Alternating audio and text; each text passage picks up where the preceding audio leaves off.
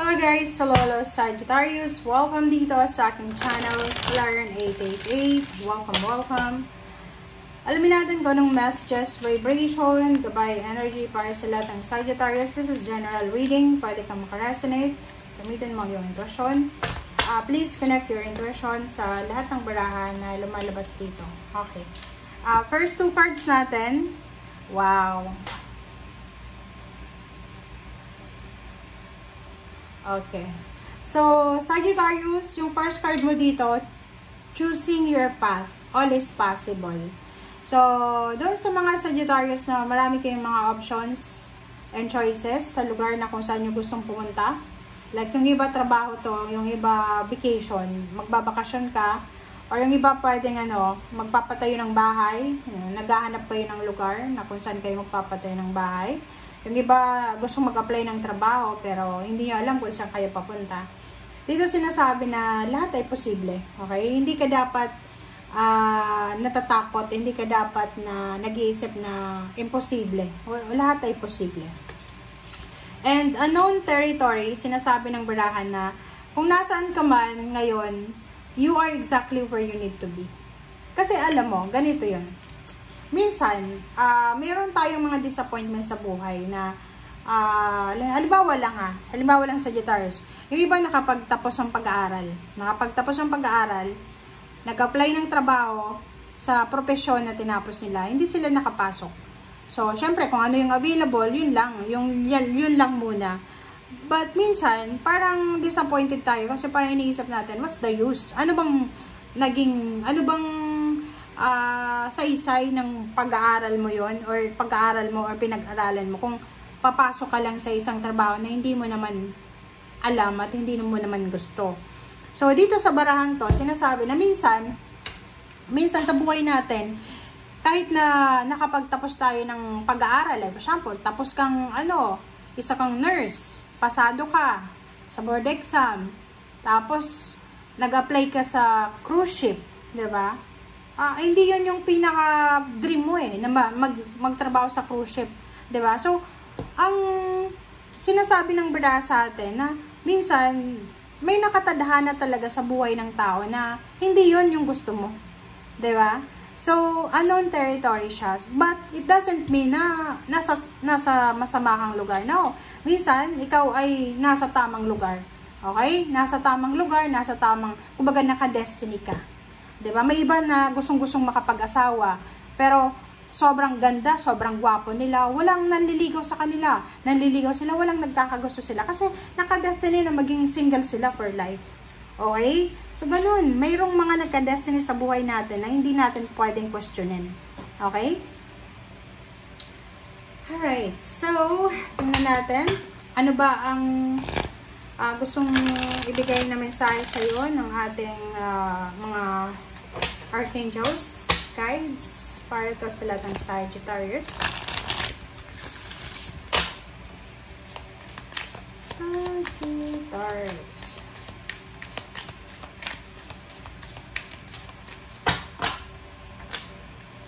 Alright, so Fiona,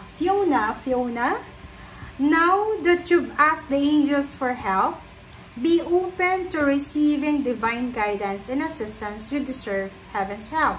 Okay. Ang sabi sa iyo ni Archangel Fiona, ngayon daw na humingi ka na ng tulong sa Panginoon or sa angels, dapat maging open ka na sa kung ano man na divine guidance or kung ano man na assistance na pwedeng ibigay sa iyo.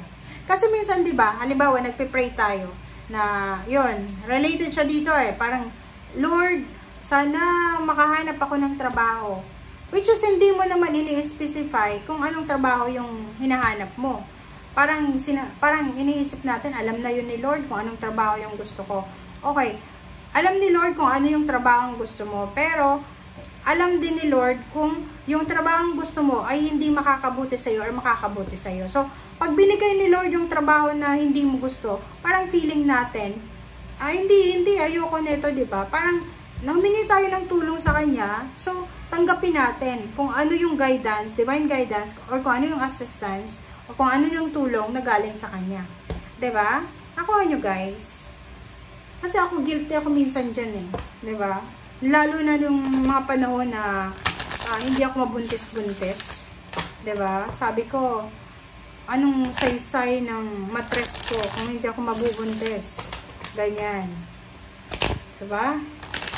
May mga times na ganun eh. Parang kahit anong ginawa mo na, ganun pa rin. Prosperity. Diba? Sinasabi ng bara sa'yo dito, Sagittarius, na may parating na prosperity na abundance sa buhay mo, money, career, parang ganon, emotion. So, ihanda mo yung sarili mo kasi may, kumbaga, nakadestiny talaga sa'yo na prosperity na abundance. Okay? Wow. Lump sum of money, new job, new career. Ano pa ba? Payments, payouts, bonuses, inheritance. Pwedeng manalo sa loto. Lahat na ata ng possibilities na kumita ng pera dito. Okay, Sagittarius, justice. There's a good karma coming. There's a contract signing. There's a job offer coming. OMG. Congratulations, guys, ha. Oh, diba? Sabi sa'yo eh, alam mo ba, uulitin ko na naman alam mo yung mga message mo, Sagittarius, bumabalik. Alam mo yung parang ano siya, anong tawag doon? Mayroong tawag dyan sa spiritual eh. Yung mga messages na, yung guidance, yung intuition natin na bumabalik. Kasi ibig sabihin, kailangan natin yan na gawin. Ito, justice. There's a good karma coming. There's a karma coming. There's a job offer. Maybe 2 jobs, 3 jobs, international. Kailangan mong umalis. Kailangan mong makipagsapalaran. And huwag ka nang bumalik sa dati. 'Di ba? Parang sinasabi ng baraha na kung saan ka man papunta, 'di ba? Ito Ace of Cups. Kung saan ka man papunta, you're exactly where you need to be. 'Di ba? And etong travel, etong relocation, etong movement na to na sinasabi ng baraha, dito mo makukuha yung justice. Dito mo makukuha yung Ace of Cups. Okay? Comment down below if you resonated. Basta ang sabi sa'yo dito ng baraha, Sagittarius, huwag ka nang bumalik sa dati mong trabaho. Huwag ka nang bumalik sa dating company na pinagtrabahuan mo. Huwag ka nang bumalik sa taong nanloko sa'yo. Okay? Move on. Okay? Kailangan mo ng movement. Okay.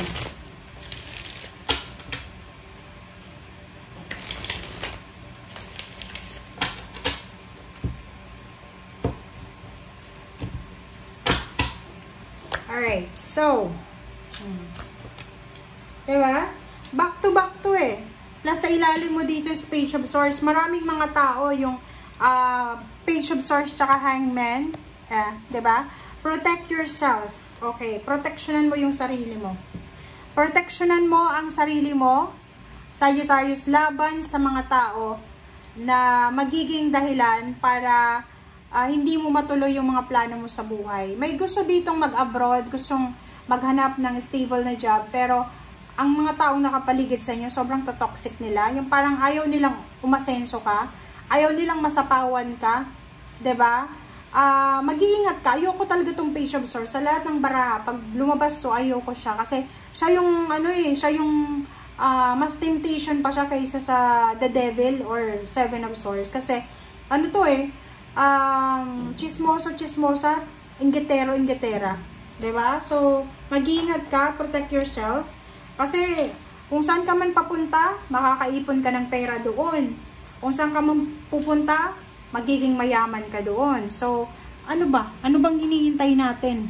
'Di ba? Huwag kang makikinig dito Huwag kang makikinig sa kung kanino man, is either Air Signs, Gemini, Libra, Aquarius, Fire Sign, Leo, or Sagittarius, or even Virgo, Capricorn, or kung sino man siya. Kasi siya yung magiging hadlang para hindi mo matuloy yung mga pangarap mo sa buhay.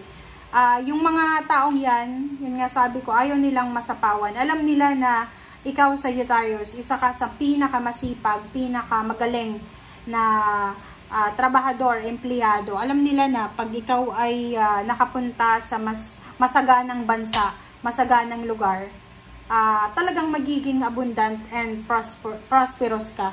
And alam nila na mayroong prosperity na abundance na naghihintay sa'yo. Diba? So, yan guys ang sinasabi ng baraha. Thank you for watching, Sagittarius. Bye!